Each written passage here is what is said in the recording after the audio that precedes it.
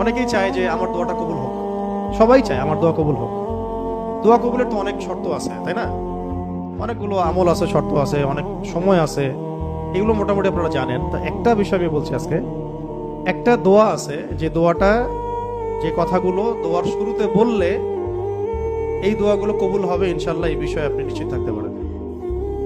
যদি আপনার রিজিক হালাল হয়, ওই শর্তগুলো যদি পূরণ হয়, রিজিক হালাল হয়, বৈধ দোয়া হয়, হ্যাঁ, হারাম কিছু চাচ্ছেন না আপনি, বৈধ বিষয় চাচ্ছেন, হালাল খেয়ে চাচ্ছেন, এই শর্তগুলো পূরণ করে দোয়া করার আগে এই কথাগুলো বললে দোয়া কবুল হবে ইনশাআল্লাহ।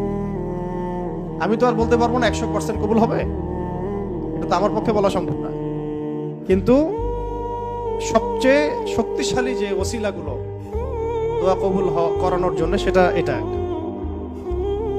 আমাকে যদি বলেন যে সব আপনার জানা মতো সবচেয়ে বেস্ট ওসিলা কোনটা দোয়া কবুল, আমি বলবো এটাই। এটার সাথে আরো একটা আছে, ওটা আরেকদিন বলবো ইনশাআল্লাহ। এটা সেটা হচ্ছে আপনি আল্লাহ রাব্বুল আলামিনের এই একত্ববাদের ওসিলা দিয়ে দোয়া করবেন।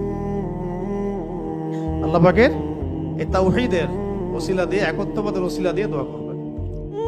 এইভাবে বলা, পরে শুনে আপনারা মুখস্থ করে নিয়েন। দোয়া করার আগে আল্লাহ পাকের প্রশংসা করা, আলহামদুলিল্লাহটাও আল্লাহ পাকের প্রশংসা, এবং রাসূল সাল্লাল্লাহু আলাইহি ওয়াসাল্লামের প্রতি দরুদ শরীফ পড়া একবার, অন্তত একবার, চাইলে আপনি অনেক পড়তে পারেন। এরপরে যে বিষয়টা আপনি চাচ্ছেন তার আগে বলা যে আল্লাহুম্মা ইন্নী আসআলুকা, আল্লাহুম্মা ইন্নী আসআলুকা বিআন্নী, আগে বলে নেই, আল্লাহুম্মা ইন্নী আসআলুকা বিআন্নী আশহাদু আন্নাকা আনতাল্লাহ লা ইলাহা ইল্লা আনত আল আহাদ as-সামাদ alladhi lam yalid wa lam yulad wa lam yakul lahu kufuwan ahad। সূরা ইখলাস যে জানে সে এটা সহজেই বলতে পারবে।